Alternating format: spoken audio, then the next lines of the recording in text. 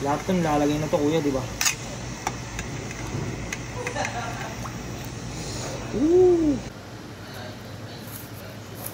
Kakain na naman? Yes! Dahil gutom na gutom tayo. Yes! Dahil nga gutom na gutom tayo, napasugod nga tayo guys dito sa Malate dahil nga meron tayong naririnig na may isang napakasulit at napaka-affordable na shabu-shabu dito.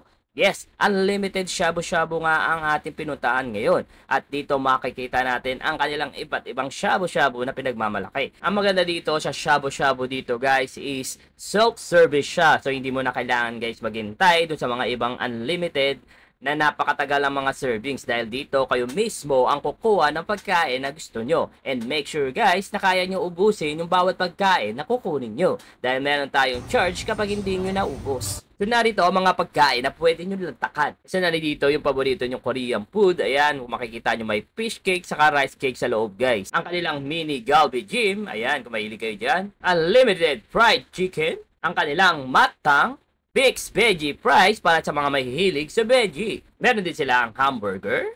And of course, hindi mawawala ang kanilang kimbap. Iba't ibang klaseng veggie. At iba't ibang klaseng mga seafood. Mixed marbles na halo-halo at iba't ibang klaseng Korean foods. At ito nga ang Shabukan Malate located at 1880 Maria Orosa Street, Malate, Maynila.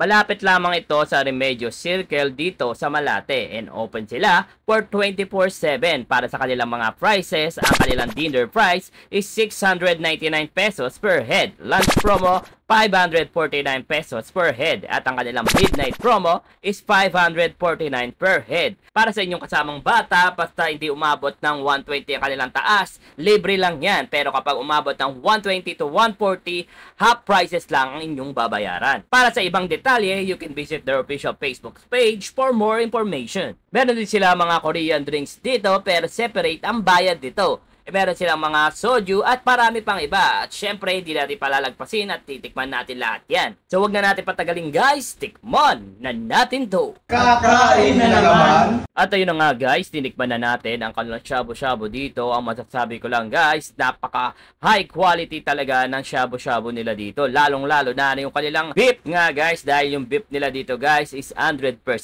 USDA beef yan guys, okay? Magsasawa ka talaga sa unlimited dito sa sobrang dami. Unlimited shabu-shabu, clean, fresh and vegetable fruit, egg fried rice, seafood, bowls, side dishes, noodles at mga dessert. Ano? Hanggang nood na lang ba kayo?